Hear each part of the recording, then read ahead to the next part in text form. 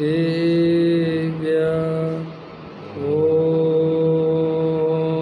नमः सिद्धेभ्यः। ओम नमः सिद्धेभ्यः। नमः समय साराय स्वानुभूत्या चकाशिते चित्तस्वभावाय भावाय सर्वभावान्तरच्चित् निर्मल ज्ञान परिठया हमें कलंक डहेबी अपाल दौ जेड़ परू ते परमा सब करम मल खाना हर प्राप्त करने जय आत्मा जो लीन निर्मल ध्यान में नम करने कल संतप्त मानस शांत हो जिनके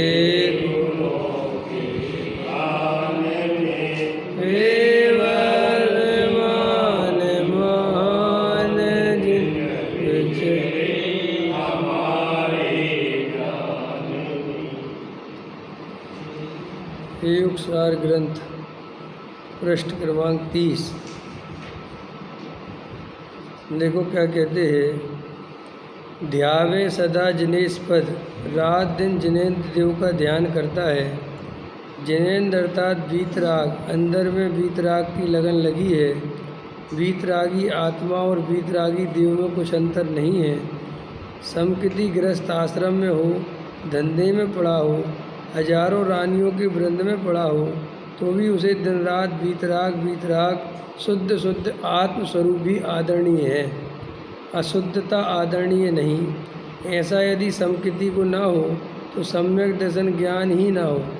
पर को पर रूप भे रूप जाने बिना उपादेय रूप चिदानंद भगवान आत्मा का ज्ञान यथार्थ हो ही नहीं सकता।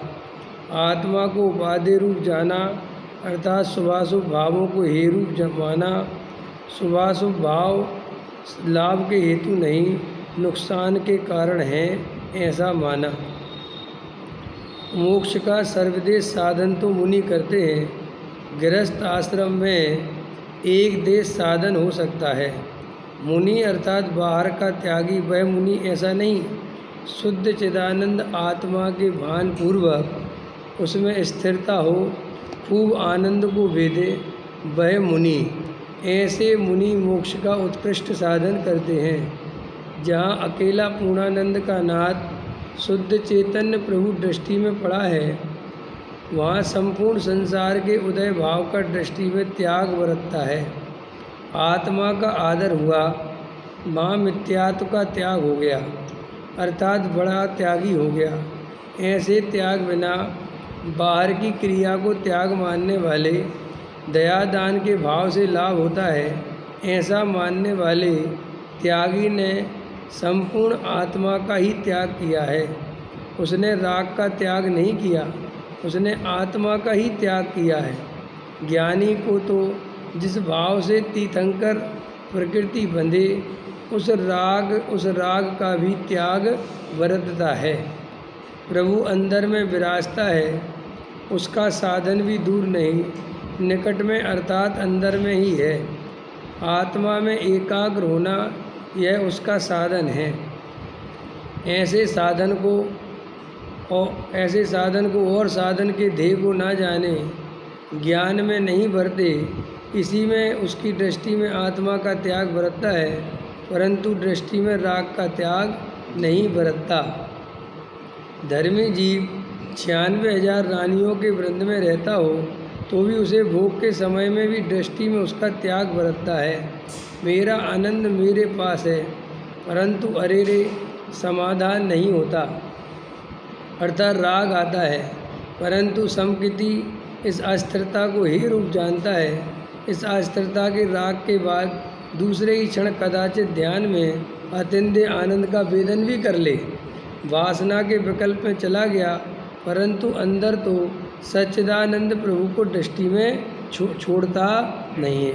देखो, चर्चा ये चल रही है कि गृहस्थ जीवन में भी अगर जीव की आत्मा के प्रति सही दृष्टि हो, आत्मा की सच्ची रुचि हो, तो जीव घर गृहस्थी में रह के भी सम्यक दृष्टि दे सकता है, धर्म कर सकता है। उसके लिए घर गृहस्थी कोई बाधा उत्पन्न नहीं करती। अब ये जो विषय चलता है तो अपने मन में, सबके मन में ही रहता है कि जब वो पर पदार्थों में सुख नहीं मानता तो पर पदार्थों में प्रवृत्ति क्यों करता है। ये बिल्कुल कॉमन बात है, क्योंकि अपन जगत में ऐसे ही देखते हैं कि अपन को जहाँ सुख नहीं दिखता अपन वहाँ प्रवृत्ति नहीं करते। नहीं समझ में आया? और जहाँ सुख दिखता है वहाँ प्रवृत्ति करते हैं। लेकिन वास्तव में गहराई में जाया जाए तो ऐसा पूरी तरह नहीं है। पूरी तरह क्यों नहीं है? क्योंकि ऐसा बहुत दिखाई देता है कि जैसे कोई किसी की नौकरी कर रहा है, उसको नौकरी करने में बिल्कुल रस नहीं है, लेकिन अब उसको व्यापार करने के लायक उसके पास पैसा नहीं है, पूंजी नहीं है, और वो जानता भी है कि ये व्यापार कैसे करा जाता है, क्योंकि सेठ जी की दुकान सारी वही चलाता है। अजय को बताओ, अरविंद जी, आप जितना केबल के बारे में जानते हो, आपसे कई गुना आपका मिस्त्री जानता है। समझ में आया? वो इनको बताता है कि भाई साहब ये चीज़ कैसे बनेगी। ये तो अपना ला के सैंपल दिखाते हैं कि यार ये बनाना है। तो ज़्यादा होशियार कौन हुआ? वो होशियार है भाई, वो बनाता है, उसको सब गानी बनाता है, कितना माल डालना, कितना डीओपी डालना, वो ज़्यादा जानता है। आप तो यहाँ बैठे हो, और वो मेहनत भी करता है। देखो, जानता भी है और मेहनती भी है। समझ में आया? तो अभी वो कमाता है 20,000 और ये कमाते हैं 2 लाख रुपये। अब ये अंतर क्यों है? समझ में आया? भाई अंतर ये है कि उसके पास पूंजी नहीं है, उसके पास पैसा नहीं है। समझ में आया? उसको वो बनाना तो आता है, लेकिन बाहर में व्यापार करना नहीं आता कि भाई लोगों को माल बेचा कैसे जाता है। समझ में? तो ऐसे ही क्या होता है, ज्ञानी को बात सारी पता है, लेकिन आत्मा में रमना नहीं हो पा रहा है, तो बाहर में मजबूरी में उसको पंच इंद्रिय के विषय भोगों में, घर गृहस्थी में रहना पड़ता है। लेकिन अंदर में उसको भी ऐसा पक्का निर्णय है कि इनमें सुख नहीं है। जैसे नौकरी वाले को पक्का निर्णय है कि नौकरी करते करते मैं करोड़पति नहीं बन सकता, मेरी घर गृहस्थी चल सकती है। ऐसे ही सम्यक दृष्टि को भी पता है कि इन पंच इंद्रिय के विषय भोगों में सुख नहीं है, लेकिन अब घर गृहस्थी में ही रहना पड़ेगा, क्योंकि अभी आत्मा में रमने की ताकत नहीं है। तो अब वो घर गृहस्थी में रहता है, घर गृहस्थी के काम धंधे जो भी है, लेकिन अंदर में जानता है कि ये सुखी होने का वास्तविक उपाय नहीं है। तो वो वास्तविक उपाय भी जानता है, और क्या है कि आत्मा में रमना, लेकिन आत्मा में रम नहीं पाता, ये उसकी कमजोरी है। तो साहब वो सम्यक दृष्टि क्यों है? क्योंकि वो ये बात जानता है और मानता है, इतनी सी बात है। और हम मिथ्या दृष्टि क्यों है कि हम ये बात जानते नहीं और मानते नहीं। हमें ऐसा लगता है कि घर गृहस्थी में सुख मिलेगा, हम पैसे वाले बनेंगे तो सुख मिलेगा। और सम्यक दृष्टि को पता है कि हम चक्रवर्ती भी बन जाएंगे तो भी संसार में सुख नहीं मिलेगा। ये मान्यता का फर्क है। प्रवृत्ति तो एक जैसी है, उसको भी काम धंधा घर परिवार जो कुछ है वो तो है ही ना। जैसे किसी दुकान पर मुनीम बैठता हो और फिर दूसरा मुनीम आगे बैठता हो और वो व्यापार करते हैं, फिर सेठ जी आगे बैठते हैं, मुनीम चला जाता है तो फिर सेठ जी गल्ला संभालते हैं। तो तीनों की प्रवृत्ति तो एक जैसी दिख रही ना, मुनीमों की और सेठ जी की, लेकिन दोनों की मान्यता में कितना अंतर है। सेठ जी जब पैसा रखते हैं तिजोरी में तो अपना समझ के रखते हैं, और जब मुनीम रखता है तो वो सेठ जी का समझ के रखता है। कितना अंतर पड़ जाता है। ऐसे ही ज्ञानी जीव इस पंच इंद्रिय के विषय भोगों को, घर गृहस्थी को पर द्रव्य मानकर प्रवृत्ति करते कि अपना नहीं है, और अज्ञानी उस पर द्रव्य को अपना मानकर प्रवृत्ति करता है। ये अंतर है। और वो अंतर दिखेगा क्या आपको थोड़ी दिखेगा, क्योंकि हम तो उसकी प्रवृत्ति देखेंगे तो उसकी प्रवृत्ति तो दोनों की एक जैसी दिख रही। अब सेठ जी भी उसी दुकान पे उसी गल्ले पे बैठते हैं और मुनीम भी बैठता है, तो अपन को पता ही नहीं कौन सेठ जी है और कौन मुनीम। और मान के चलो मुनीम बढ़िया हो और सेठ जी आते ही नहीं हो, तो अपन तो मुनीम को ही सेठ समझ लेंगे ना। तो इसलिए ज्ञानी के बाहर में यहाँ गुरुदेव श्री कहते हैं कि उसके देखो प्रवृत्ति तो है, लेकिन अंदर में उसको वो हे रूप बरतता है, माने उसे उपाधि नहीं मानता, अपना नहीं मानता। तो कोई मन में ये प्रश्न करता है कि जब वो अपना नहीं मानता तो वो घर गृहस्थी में क्यों रहता है, शादी विवाह क्यों करता है? किस लिए करता है? क्योंकि उसको अभी अंदर में अपनी आत्मा में रमने की ताकत नहीं है। बस सीधी सी बात, बिल्कुल सरल बात है। अब अपन ये बात को समझे तो समझो और नहीं समझो तो मत समझो। तो यहाँ समझाते हैं कि राग में उसको हे बुद्धि है। अब देखो और क्या समझाते हैं, इस अस्थिरता के राग के बाद परंतु समकृति को इस अस्थिरता का हे रूप जानता है, ठीक है, और इस अस्थिरता के राग के बाद दूसरे ही क्षण ध्यान भी हो जाए। लो साहब, अभी 1 घंटे पहले पंचेंद्री के विषय भोग रहा था और 1 घंटे बाद आत्मा का ध्यान भी हो गया। क्यों हो गया? क्योंकि उसे आत्मा का स्वरूप पता है, उसका 7 तत्व का निर्णय सही है। मिथ्या दृष्टि को कभी नहीं हो सकता, क्योंकि मिथ्या दृष्टि की दृष्टि ही गलत है। उसके राग में उपादेय बुद्धि है, इसलिए वो विषय भोग छोड़ भी देता है तो भी वो आत्मा में नहीं जाता, दया दान पूजा भक्ति में लग जाता है। आया समझ में? ये बात समझ में आ रही कि नहीं आ रही? जैसे देखो, एक आदमी दया दान पूजा भक्ति में लगा है, ठीक है, और एक आदमी पंचेंद्री के विषय भोग में लगा है, तो अपन पापी किसे मानते हैं कि भाई जो दया दान पूजा भक्ति में लगा है वो पुण्यात्मा है, जो पंचेंद्री के विषय भोग में लगा वो पापी है। अब लेकिन जो पंचेंद्री के विषय भोग में लगा है उसे वस्तु स्वरूप की खबर है, समझ में आया? उसे हे उपादेय पता है, और जो दया दान पूजा भक्ति में लगा है उसे हे उपादेय पता नहीं है। तो बोलो सम्यक दर्शन किसे होगा? दया दान पूजा भक्ति करने वाले को होगा कि वो पंचेंद्री के विषय भोग में लगे हुए होने वाले को होगा? अब ये बात अपने को स्वीकार कहाँ है समझ? क्योंकि अपन हे उपादेय की कीमत ही नहीं समझते, अपन तो प्रवृत्ति समझते हैं। अरे भैया इनको इतना धर्म का ज्ञान है तो ये विषय भोग में काहे को लगे, पैसा कमाने में काहे को लगे? अरे भाई वो पैसा कमाने में लगा है तो भी अंदर से जानता है इस पैसे में सुख नहीं है। फिर आप कहोगे कि जब सुख नहीं है तो कमाता क्यों है?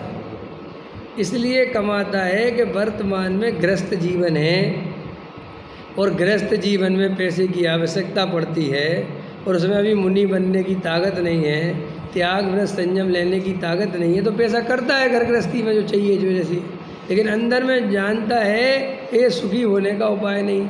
और अज्ञानी क्या करता है कि घर गृहस्थी छोड़ भी दे और त्याग व्रत नियम व्रत ले भी ले तो वो उसको धर्म मानता है, उसको उपादेय मानता है।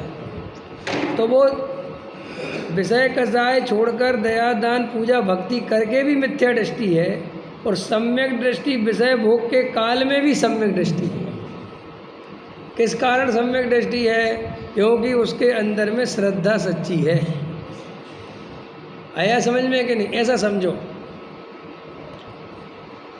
बाहर में कीर्तन चल रहा है अन्य समाज का कीर्तन चल रहा है, हरे राम हरे कृष्णा हरे लग रहे हैं, कर रहे हैं, जो भी कर रहे हैं, और तुम वहाँ पर खड़े हो और तुम कुछ नहीं कर रहे, तो धार्मिक कौन है दोनों में?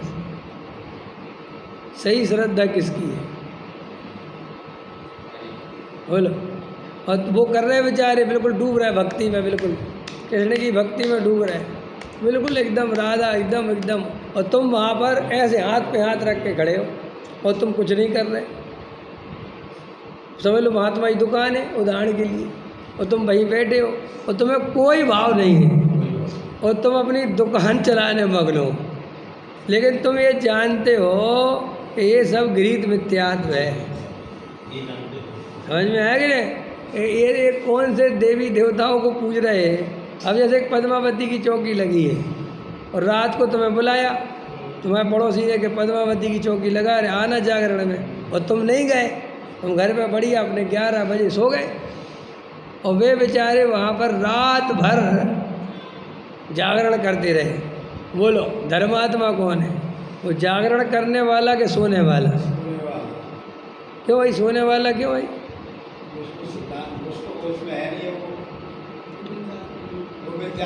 अब तुम्हें यहाँ श्रद्धान समझ में आ गया ना कि भाई श्रद्धान की कीमत बहुत है, क्योंकि वो पद्मावती को पूजने लायक नहीं मानता, क्योंकि वे वीतरागी नहीं है।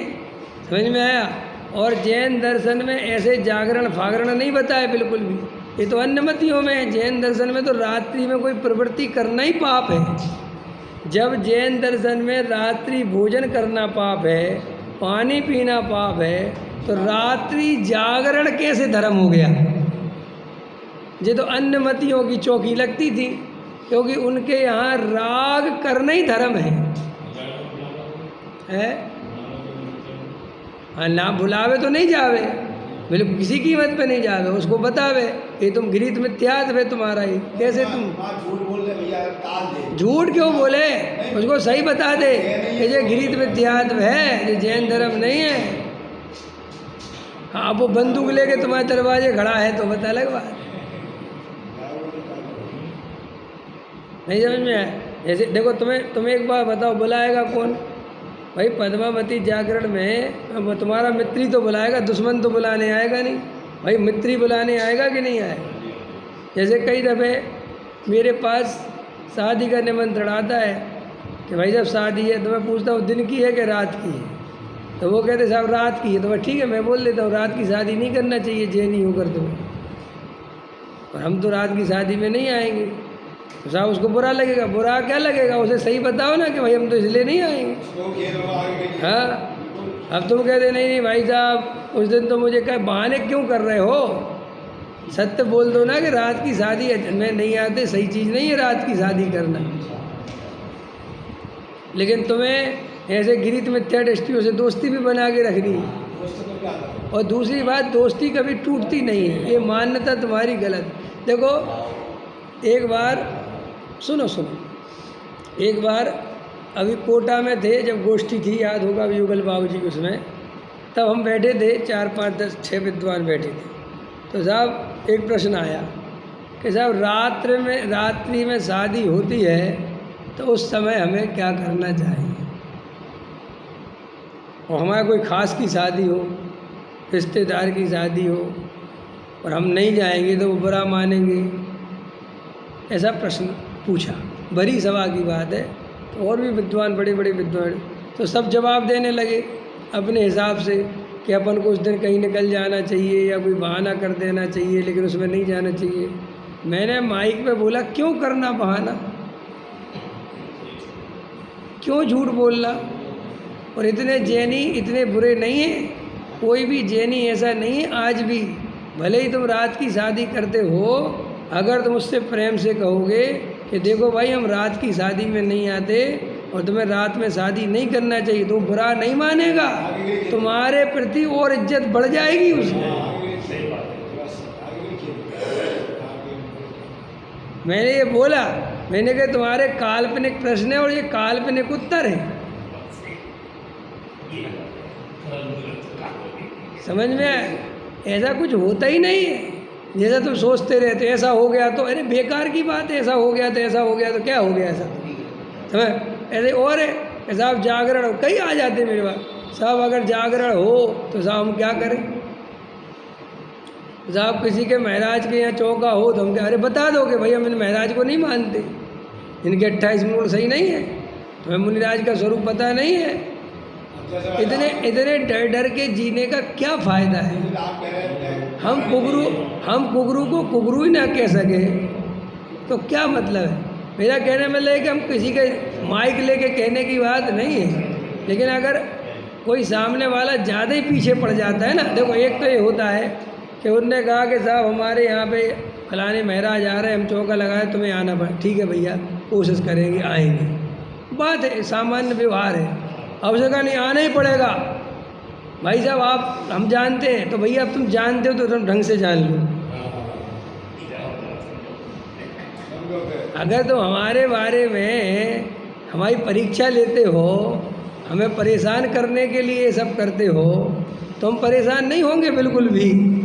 फिर हम तुम्हें स्पष्ट बता देंगे कि हम उन्हीं साधु को साधु मानते हैं जिनमें वीतरागता हो, जो राग देश से दूर हो, जो 28 मूल गुण पालते हो, जो राग देश ना करते हो, जो गृहीत मिथ्या दृष्टि ना हो, तंत्र मंत्र ना करते हो, दंदी फंदी ना हो, शहरों में ना जाते हो।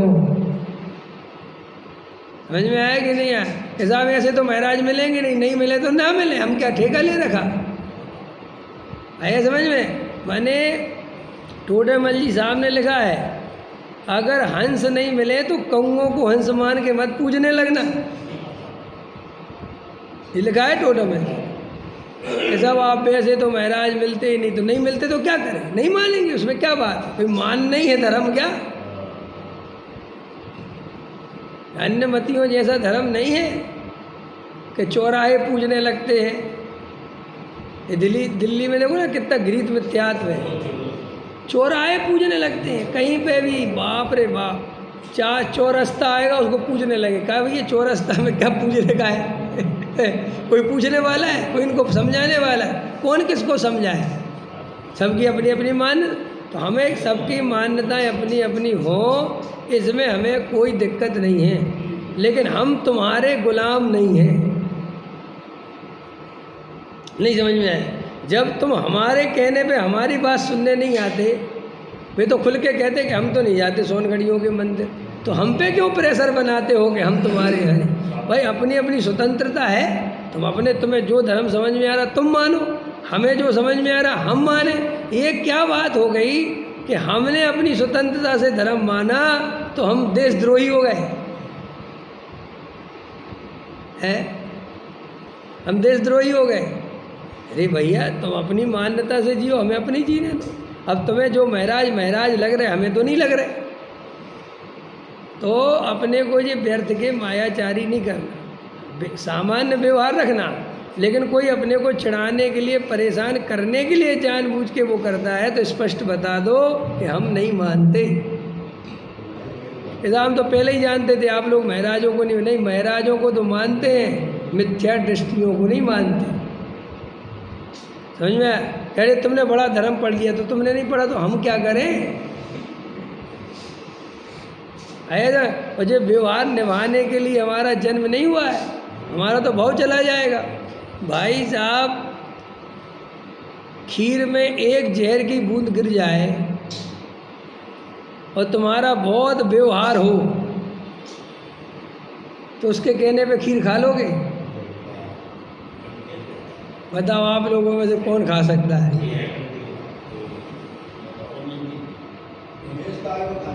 हैं? बोलो नहीं, बताओ नरेश जी। नहीं साहब हमारे सगा भाई हैं, हमारे साहब बहुत पक्के मित्र हैं, अब एक बूंद जहर गिर गया तो क्या हो गया? दोस्ती के लिए तो हम एक बूंद की जहर खा सकते हो? भाई साहब उसको 10 गालियाँ और बक दोगे। चूल्हे में गई तेरी दोस्ती, हम गए जहर खा जाएंगे? देखो वहाँ आदमी को कभी डर नहीं लगता कि लड़ाई झगड़ा हो जाए, लेकिन धर्म के क्षेत्र में अंदर खुद का कच्चा श्रद्धान है, अंदर में ये गृहीत मिथ्यात्व का फल नरक निगोद है, इसको अंदर भरोसा ही नहीं है। इसलिए पता क्या कहता पंडित जी, हम इतना खींचते नहीं, हम इतना नहीं सोचते। अब देखो वे अपने मित्र हैं, अब अपन उनके साथ चले गए तो क्या हो गया? अपन ने फलाने महाराज को नमस्कार कर लिया तो क्या हो गया?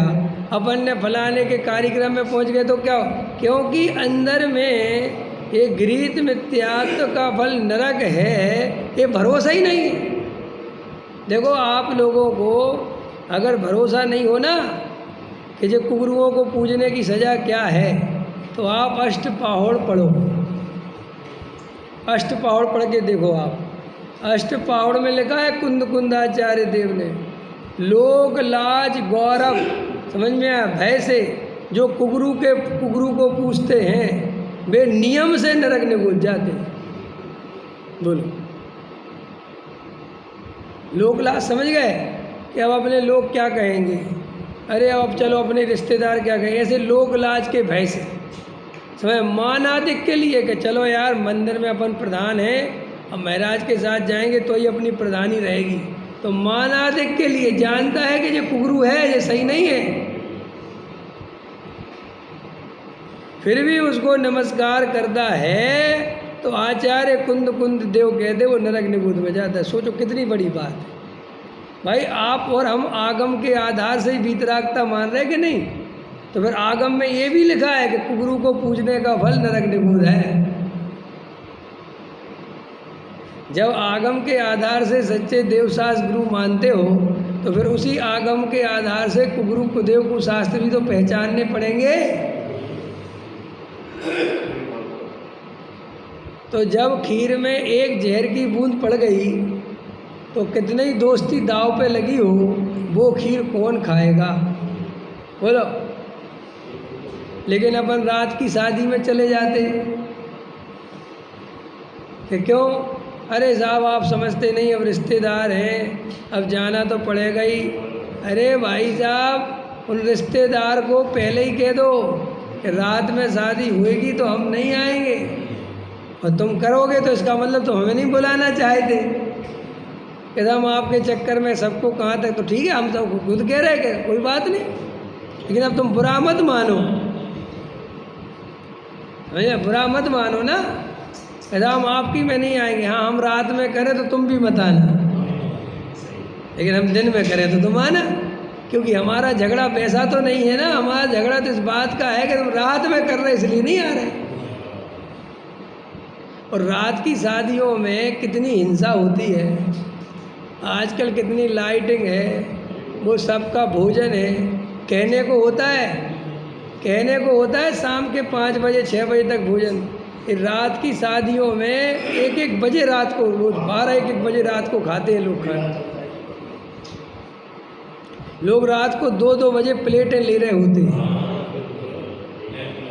अब अपन जैनी हैं कि अजैनी हैं, अपने को विचार करना चाहिए कि रात के 2 बजे अपने पैसों से अपन रात को 2 बजे लोगों को खाना खिला रहे हैं, हिसाब किस बात पे खिला रहे हैं, हिसाब लड़का वाले नहीं मान रहे थे, ऐसे लड़का वालों से शादी करी क्यों, मैं आप समझे, मतलब वो दिल्ली वाले कहते साहब आप समझते नहीं, मजबूरी कुछ नहीं है, कमजोरी है, मजबूरी नहीं है, कमजोरी है, बड़े आदमी का मोह ज़्यादा है, पैसे वाले को लड़की देने का मोह ज़्यादा है। देखो अगर अपन इतना स्वाध्याय करते, इतना धर्म समझते हैं, और उसके बाद भी अपनी लड़की की शादी विधर्मी में करते हैं, तो गारंटी से अपन को धर्म से ज़्यादा महिमा पैसे की है।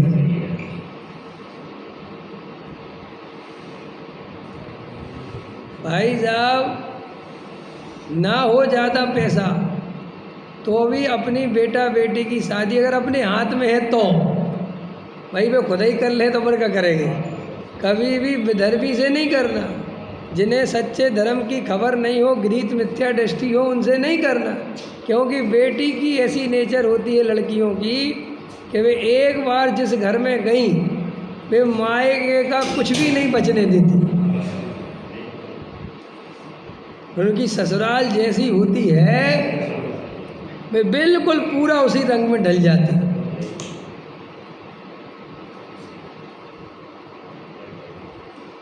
नहीं समझे, हमने कितने देखे शादी के पहले रात में नहीं खाती थी, जमीकन नहीं खाती थी, और गृहीत मिथ्यात्व नहीं बोलती थी, शादी के बाद सब चालू हो गया। तो अपन ने एक जीव को इतना धर्म सिखाकर भी 18-20 साल पढ़ा लिखा कर भी वो जरा से पैसे के मोह में कहाँ भेज दिया अपन ने, और वही संयोगों की अनुकूलता के चक्कर। और मज़ेदार बात फिर भी सुनो, वो अनुकूलता उसके पुण्य के उदय से आई है, तुमने तो व्यर्थ में ही कर लिया पाप। अगर उसका पुण्य का उदय होता तो भी उसका वो काम होता, तो अपने को गृहीत मिथ्यात्व का पाप बड़ा पाप है। तो वो तो मैं कहाँ से कहाँ चला गया विषय। मैं तो ये बता रहा था कि जैसे कोई पद्मावती की चौकी लगावे और हमें बुलावे और हम नहीं गए, हम चद्दर तान के सो गए और वो बेचारे लगे हैं वहाँ रात में। तो आपसे प्रश्न है, इस मामले में धार्मिक कौन है, जो सोने वाला कि वो जागने वाला? बोलो साहब, हमें तो बताओ। अरे जी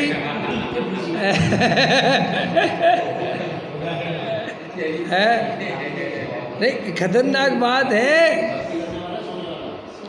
एक आदमी, चलो एक आदमी मंदिर में आके शाम को पारसनाथ चालीसा पढ़ता है, और बारीक ले लो, और वो पारसनाथ से कहता है कि हमारे तो घर लो। और मैं आता हूँ, मैं कोई चालीसा फालीसा नहीं पढ़ता, 2 मिनट भगवान की तरफ देखा और भाग गया। बोलो धर्मात्मा कौन है? और वो 1 घंटा लगा बेचारा। भाई साहब, वो 1 घंटा बैठकर भी गृहीत मिथ्यात्व का सेवन कर रहा है। और ये जो 2 मिनट आया या नहीं भी आया, ये अंदर वस्तु स्वरूप समझता है, तो इसे मिथ्यात्व संबंधी पाप नहीं है, प्रमाद संबंधी होगा, अविरत संबंधी होगा। अविरति का पाप, प्रमाद का पाप मिथ्यात्व के सामने पोता है उसका।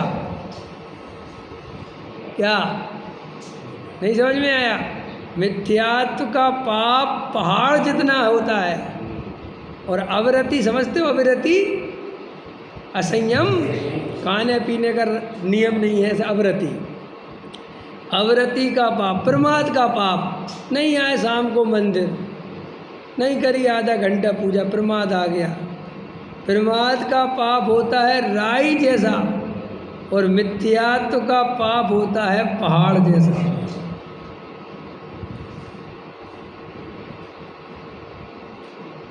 वो पद्मावती की चौकी लगाने वाला पुण्य तो कर रहा है राई जितना, और पाप का बंद कर रहा है पहाड़ जितना। और वो सोने वाला जो जानता है स्वरूप ये सब मिथ्यात्व है, तो वो सोते हुए पाप बंद कर रहा है राई जितना, लेकिन सच्चा श्रद्धान होने के कारण उसे 7 अतिशय पुण्य अपने आप बन रहा, और निर्जरा अलग हो रही कर्मों की। कौन पहचान सकता है सम्यक दृष्टि को? नहीं समझ में आया? मान्यता का पाप सबसे बड़ा पाप है। आप व्यवहार के नाम पर, दोस्ती के नाम पर अगर गृहीत मिथ्या दृष्टियों के साथ उठते बैठते हो और उनकी अनुमोदना करते हो, तो बहुत बड़ा पाप है वो। इस लालच से कि यार ये अपनी पार्टी है और अगर अपन नहीं गए तो ये बुरा मानेगा।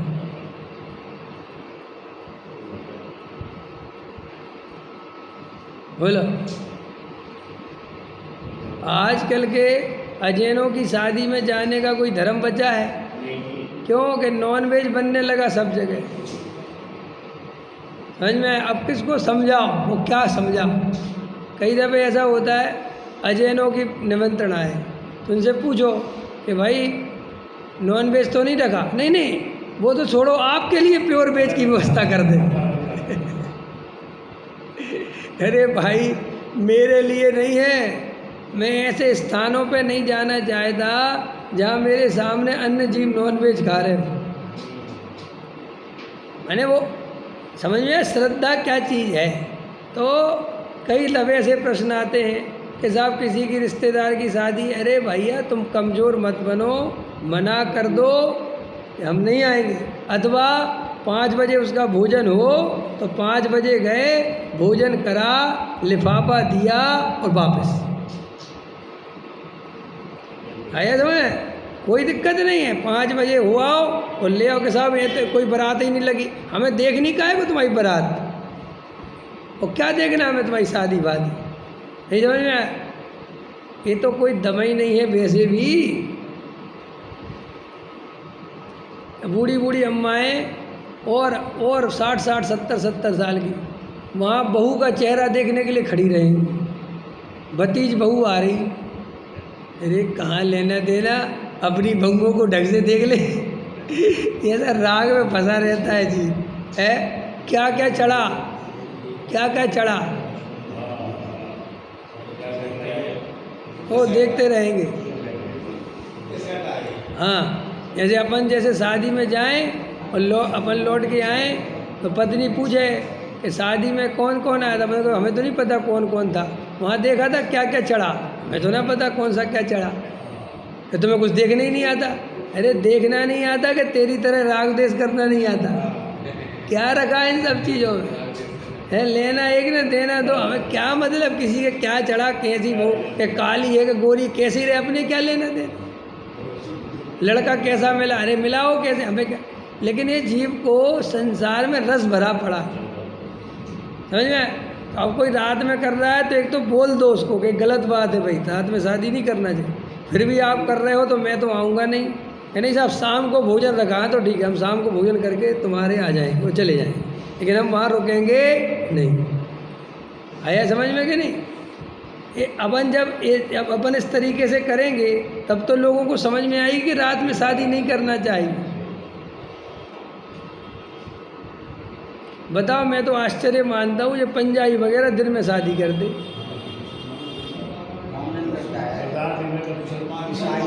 अच्छा, ईसाई दिन में कर दे, बताओ। हमने जैनियों की बस बुद्धि खराब हो रही, क्योंकि ये जैनी जो है ये ज़्यादा ही जो है हिंदुओं के रंग में रंगे हुए, समझ में।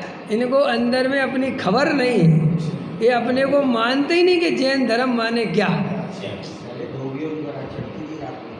करे। बता, ऐसा दुख होता है तो अपन श्रद्धा की बात समझा रहे कि श्रद्धा, अब आपको समझ में आएगी कि श्रद्धा का पाप और श्रद्धा का धर्म कितना बड़ा है। ये ऐसे समझ में नहीं आता, उसको अब कंपैरिजन करके देखोगे तो समझ में आ जाएगा। एक आदमी मुनिराज के चरण धो रहा है, मुनिराज को आहार करा रहा है, लेकिन मुनिराज का स्वरूप नहीं जानता, और वो मुनिराज घृत मिथ्या दृष्टि, वो साधु, और वो बड़े भावों से लगा हुआ है, समझना मेरी बात। और हम जानते हैं कि साधु का क्या स्वरूप है, हम दूर खड़े क्योंकि हमें पता है मिथ्या दृष्टि है। तो दुनिया को देखने में पापी कौन लगेगा, हम ही लगेंगे पापी के साथ। ये देखो कैसे साधु के, लेकिन हमें साधु का स्वरूप पता है, उसको पता ही नहीं है। तो उसको जितना पुण्य लग रहा है ना साधु की सेवा करने में, उसी समय साधु का स्वरूप नहीं समझने के कारण घृत मिथ्यात्व का महापाप का बंध होता है। तो उसको पुण्य बनता है राई जितना, क्योंकि कसाय मंद है, साधु की सेवा में लगा, और अज्ञान का और मिथ्यात्व का महापाप का बंध होता है। और इसको जो खड़ा है, इसे तो भाई साहब पाप बिल्कुल ही नहीं लग रहा, समझ में आया कि नहीं आया, किसी रूप में नहीं लग रहा कि साहब प्रमाद का, यहाँ प्रमाद की भी कोई मतलब नहीं है। यहाँ तो बिल्कुल कोई लेना ही देना नहीं कि साहब वो दुकान चलाने चला गया दुकान चलाने, लेकिन वो दुकान चलाने का पाप अलग है और घृत मिथ्यात्व का सेवन करने का पाप अलग है। दुकान चलाने का पाप मोक्ष मार्ग नहीं रोकता, लेकिन घृत मिथ्यात्व का पाप मोक्ष मार्ग रोकता है। ये कह रहे हैं इस गाथा में। गृहस्थ को धर्म हो सकता है कब, जब वो घृत मिथ्या दृष्टि ना हो तब। अगर वो कुगरू कुदेव कुसाद को पूजता हो, पद प्रतिष्ठा के लिए कुगरुओं की शरण में जाता हो, ऐसा जीव सम्यक दर्शन का पात्र नहीं है। आए जैन साहब समझ में। तो श्रद्धा के पाप को पहचानो, समझ में आया। तो सम्यक दृष्टि अंदर में इसलिए सम्यक दृष्टि है कि वो अपने त्रिकाली ध्रुव भगवान आत्मा को पहचानता है, उसको ही अपना मानता है, उसमें ही उसकी दृष्टि है, अपनापन है। और मिथ्या दृष्टि को ये पहचान नहीं है, पर पदार्थों को अपना मानता है, उनमें एकत्व करता है, उनमें ममत्व करता है, उनमें भोक्तत्व करता है। और ये अंतर बाहर में नहीं दिखेगा, क्योंकि दुकान चलाते हुए तो वे दोनों एक जैसी दिखेंगे, लेकिन अंदर की श्रद्धा दोनों की ज़मीन आसमान का अंतर है। पकड़ में आया कि नहीं? हैं? हाँ, द्रव्यलिंगी को नमस्कार कब करना? जब वो सच्चा द्रव्यलिंगी हो। समझ में आया? उसके 28 मूल गुणों का निर्तिचार पालन करता हो और बाहर में कोई भी राग द्वेष का चिन्ह प्रकट ना हो, किसी भी प्रकार का मिथ्यात्व का चिन्ह प्रकट ना हो। कि साहब हम कैसे पहचाने? 1 सेकंड लगती पहचानने में। दिल्ली जैसे शहर में 28 मूल गुण पल ही नहीं सकते, यही पहचान है। इतनी भीड़ भाड़ में मुनिराज कभी रहते ही नहीं, ये पहचान है। समझ में आया? अरे सब समिति बहुत सारे अब लगा लेना जो लगाना। और आजकल के तो अधिकतर तो घृत मिथ्या दृष्टि हो रहे, सो भी और क्या ज़्यादा करना, क्योंकि वे ज्योतिष बता रहे, उपाय बता रहे, लाल डोरा, पीला डोरा, नीला डोरा, ये समझाते फिर रहे, तो वे काहे के द्रव्यलिंगी साधु तो है। महिलाओं से खूब राग कर रहे, काहे के? वे तो साधु के योग्य ही नहीं है, ये तो सब अपन को पता है। अब ये अलग बात है कि भाई बेहोशी में जनता जीती है, तो यहाँ तो भ्रष्ट नेता भी चल रहे हैं, तो भ्रष्ट साधु के चलने में क्या दिक्कत है? समझ में आया कि नहीं आया? ये तो सरल है ना बात, जनता सब स्वीकार कर लेती। बोलो भ्रष्टाचारी नेता, बोलो जैन साहब, जनता कितनी मूर्ख है। देखो भ्रष्टाचारी नेता जिस पे 1000 आरोप लगे भ्रष्टाचार के, जिस समय ना सुनो तो पूरी बात, और सरकार भी उस पर भ्रष्टाचार का आरोप लगा रही कि जैसा विपक्ष भ्रष्टाचार में, उसमें 5000 करोड़ के घोटाले का केस चल रहा, और वही आदमी बीजेपी ज्वाइन कर लेता है और वो मुख्यमंत्री तक बन जाता है, और जनता सोई रहती है।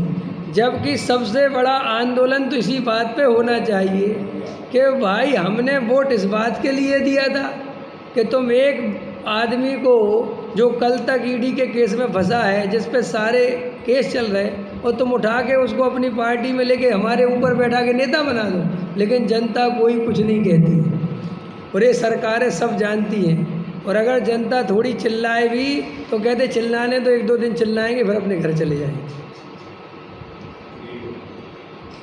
एक बार बताओ, ये कितना बड़ा अपराध है कि एक पार्टी कांग्रेस में है और उसका संसद यहाँ पे कांग्रेस की तरफ से खड़ा हुआ, तो हमने वोट दिया उसे कांग्रेस का समझ के, उसने हमारा वोट लिया कि नहीं, और बाद में वो जाके बीजेपी को समर्थन करता है या उसकी तरफ चला जाता है। कितना बड़ा है, माने ये तो सीधा क्राइम हो गया ना कि भाई तुम जनता की भावनाओं से खेल रहे।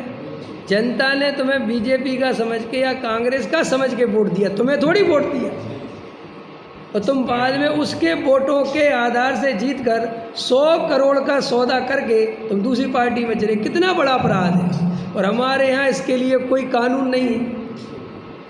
आश्चर्य नहीं होता? कितनी आश्चर्य की बात है। देखो ये ऐसी बात है, तुम मुझे दान दो कि भैया ये दान वीतरागी धर्म में लगाना, मैं ना इसी श्रद्धा से तो दे रहे हो, और मैंने तुम्हारा दान लेके 5 स्टार होटल बना दिया, तो मैं कितना बड़ा पापी हूँ। लेकिन हमारे देश में कोई कुछ नहीं करता। बोलो, अब नीट का पेपर हो गया, 22 लाख बेचारे बच्चों का भविष्य, कौन क्या करता है? भाई बच्चे चिल्लाते रहे, चिल्लाना है तो किसको क्या पड़ी है? यही तो जो है ना, किसी को क्या पड़ी है, यही तो सरकार को मनमानी करने देता है ना। जैसे व्यापारी पे कुछ मुसीबत आई तो बाकी के लोग कहते आने दो, हमें क्या लेना देना। तो ये वो वही वाली बात है कि जैसे जंगल में एक जानवर को कोई खा रहा तो दूसरे जानवर हंसते हैं, हमें क्या लेना। अरे तुझे पता नहीं है, तेरे को भी खाएगा वो। तो आचार्य कहते हैं कि भाई तुम पहचान नहीं पाओगे कि वो साधु, लेकिन भ्रष्ट साधु वो अगर तुम अपने लोभ के कारण, भय के कारण, मान के कारण पूछते हो तो तुम्हें भी नरक जाना पड़ेगा। हिसाब क्यों जाना पड़ेगा? पूजना किसी को बुरी बात है? हाँ, बुरी बात है।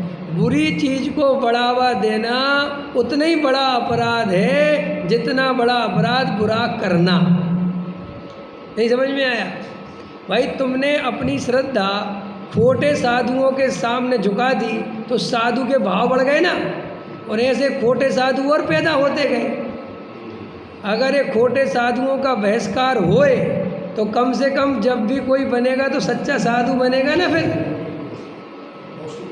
तुमने एसी में बैठने वाले महाराज, समझ में आया, एसी चला रहे महाराज और तुम उनके पैर छू रहे, तो अब एसी चलाने में किस महाराज को दिक्कत है? भाई महाराज लड़ाई झगड़े कर रहे और तुम उनको बढ़िया आहार करा रहे, उनकी जय जयकार कर रहे, तो ऐसा महाराज बनने में किसको दिक्कत है? इतना भ्रष्टाचार करके भी, जेल जाकर भी नेता बाहर आकर जीत जाता है, जनता उसे वोट दे देती है, तो फिर भ्रष्टाचार करने से डर किसे लगेगा? तुम्हारे चंबल के डाकू थे ना रमेश जी, तो चंबल में जो डाकू थे, तो जब सरकार से उनका समझौता हुआ, फूलन देवी थी ना, तो ये समझौता कैसे हुआ पता है तुम्हें? इंजीनियर साहब, बड़ी इंटरेस्टिंग बात है कि बेचारे क्या है, भटकते रहते थे, वहाँ छुपते रहते थे उन चट्टानों के पीछे, और कभी रोटी मिल गई, कभी कहीं डले, कभी कहीं, और कभी जेल में चले गए, ऐसी हालत ख़राब थी। तो सुनो, नेता ने उसने मीटिंग करके क्या कहा डाकू से कि सुन, डाकू तो हम भी हैं। उसने कहा साहब आप कहाँ डाकू? बोले तुझे, तेरी डकैती में तू जेल जाता है और हमारी डकैती में माला पहनाई जाती है। तो उसको समझ में आया यार, उसने कहा बात तो सही कह रहे हैं। बोले तो हम भटकते रहते हैं चंबल की घाटियों में। बोले सुन, समर्पण कर और हम तुम्हें टिकट देते, चुनाव लड़, फिर तुझे ये बंदूक धर के नहीं लूटना पड़ेगा, फिर तू भाषण देगा और तेरे पास पैसे का ढेर लगेगा, और पुलिस जो तेरे को भी पकड़ने घूमती है वही पुलिस तेरी रक्षा करेगी। ऐसे नेताओं का जन्म होता है।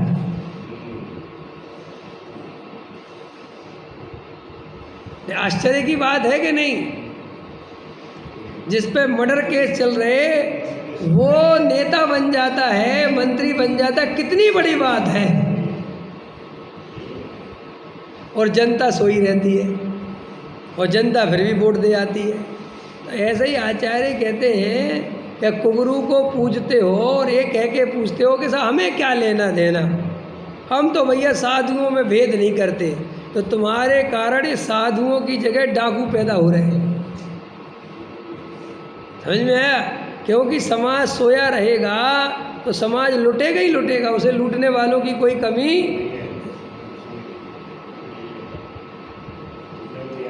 समझ में आया? रात को लड़की 2 बजे बाहर निकलती है और कहती हमारी आज़ादी है। क्या लड़के ही रात को 2 बजे घूम सकते हैं? क्या लड़कियां नहीं घूम सकती? बहन जी बहुत बड़ी गलत फहमी में हो तुम। इसका नाम आज़ादी नहीं है रात को 2 बजे सड़कों पे घूमना, इसका नाम अपनी ज़िंदगी बर्बाद करना है। क्यों जैन साहब? ये पता नहीं कहाँ से आया ये बराबरी का चक्कर। एक गरीब आदमी यहाँ रिक्शे पे सोता है तो उसको आज़ादी ज़्यादा है ना, देखो सड़कों पे सोता है, और तुम परतंत्र हो क्योंकि तुम घर में सोते हो। बोलो आज़ादी किसको ज़्यादा है नरेश जी? सड़कों पे वो जो रिक्शे पे सोता है, फुटपाथ उसके बाप का है, उसकी आज़ादी ज़्यादा है कि तुम एक कमरे 10 बाई 10 के कमरे में सोते हो, तुम्हारी आज़ादी ज़्यादा है?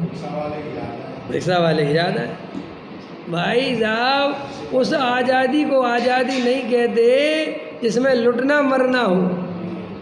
वो रिक्शे वाले के पास लुटने के लिए कुछ नहीं है, इसलिए फुटपाथ पे सोता है, और तुम्हारे पास कुछ धन है जो तुम्हें से लुट जाएगा, इसलिए तुम्हारे लिए घर में रहना जरूरी है। ऐसे ही स्त्री के पास उसका जो शरीर है वो लूटने वाले बैठे हैं, और उसका कौन क्या लूट लेगा?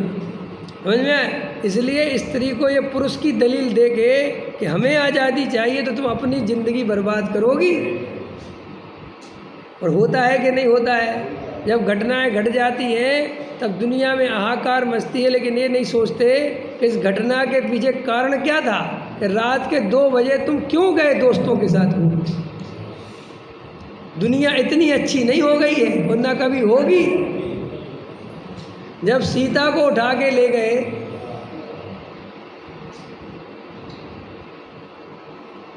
क्यों?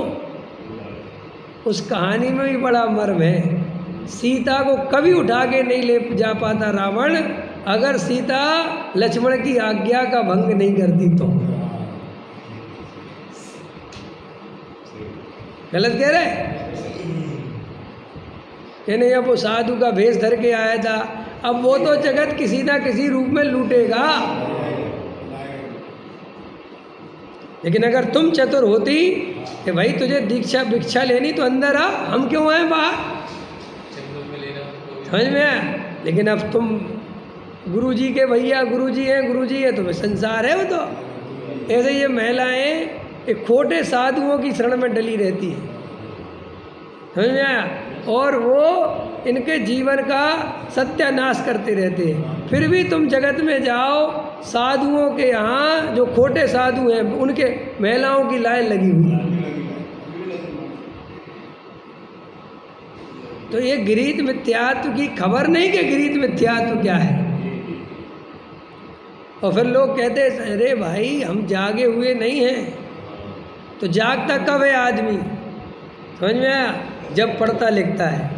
ये मुमुक्षु क्यों जाग गए, और ये कुगरुओं से क्यों बच गए, क्योंकि ये पढ़ लिख गए। जे महाराज स्वाध्याय का निषेध क्यों करते हैं, सोनगढ़ियों के मंदिर जाने का निषेध क्यों करते हैं, सोनगढ़ के शास्त्र, जयपुर के शास्त्र पढ़ने का निषेध क्यों कर? क्योंकि इनको पता है कि अगर इनने ये पढ़ लिए तो हमारी दुकान चलना बंद हो जाएगी।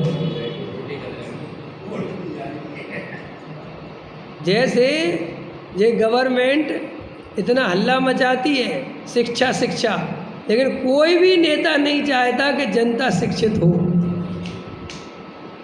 क्योंकि इनको पता है शिक्षित होते ही हमारा पीढ़ी खत्म हो जाएगी। क्योंकि अभी जोगड़ झुप्पी में जाते हैं, 500 का नोट, एक दारू की बोतल और वोट खरीद लेते हैं। अब जब आदमी पढ़ लिख जाएगा तो वो फिर कहाँ से खरीद पाए। इसलिए वो चाहता है कि तुम्हारी पीढ़ी दर पीढ़ी अनपढ़ रहे। इसलिए हमारे सरकारी स्कूल अच्छे कभी नहीं हो सकते, क्योंकि उसके पीछे जो वो स्कूल चलाने वाले हैं वे ही चाहते हैं कि ये पढ़े ना सके। हमारे यहाँ शिक्षा इतनी महंगी क्यों है, ताकि आम आदमी पढ़ ही ना पाए। क्योंकि अगर वो इतना पढ़ लिख गया तो फिर हम ये गुंडे मवाली नेता नहीं बन पाएंगे। इसलिए स्वाध्याय बहुत चमत्कारिक चीज़ है। इसलिए अपन को किसी के भय के बिना स्वाध्याय करना चाहिए, समझ में, डरना नहीं चाहिए। अगर अपन स्वाध्याय करेंगे तो ही अपन को पता चलेगा असली धर्म क्या है। और आज़ादी के नाम पर कभी भी गलत रास्ते चले जाना, उसका नाम आज़ादी नहीं है। नहीं समझ में आया? बहुत विचार करना चाहिए कि अपन धर्म के नाम पर क्या करते हैं। तो आपने प्रश्न पूछा द्रव्यलिंगी मुनि, तो समझ में आ गया आपको द्रव्यलिंगी मुनि पहचान। कि द्रव्यलिंगी मुनि को पूजने का मना नहीं है, पर द्रव्यलिंगी हो तो सही। देखो हमारे डॉक्टर साहब कहते थे कि लोग हम पे आरोप लगाते हैं कि साहब भावलिंगी नहीं है। समझ में आया कि नहीं आया? समझ में आया? द्रव्यलिंगी को तो द्रव्यलिंगी तो है, समझ में आया? डॉक्टर साहब कहते हमने नहीं, डॉक्टर साहब कहते थे कि ये लोग ये कहते हैं कि साधु द्रव्यलिंगी है। क्या बोलते थे? द्रव्यलिंगी है, इनके भावलिंग का भाव। डॉक्टर साहब कहते हमने तो कभी नहीं कहा कि द्रव्यलिंगी। वो शर्त में कहते थे, समझ गए, कि भैया तुम अपने आप को द्रव्यलिंगी समझ रहे हो तो द्रव्यलिंगी भी सच्चे नहीं हो, भावलिंग तो बहुत दूर की बात है,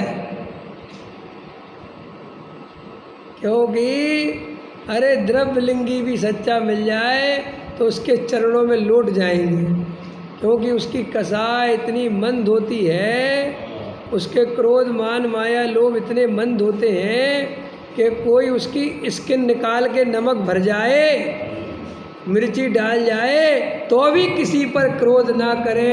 ऐसा होता है द्रव्यलिंगी साधु। आज के साधु तो गाली देते हैं माइकों पे, समझ में, और भी अपने आप को द्रव्यलिंगी कह दे रहे, तुम काहे के द्रव्यलिंगी हो भाई? है, लड़ाई झगड़ा करता है, तंत्र मंत्र करता है, घृत मिथ्यात्व का सेवन करता है, तो तू ये सोचता है कि मैं द्रव्यलिंगी तो हूँ कम से कम। अरे भाई द्रव्यलिंगी भी नहीं है। सहजानंद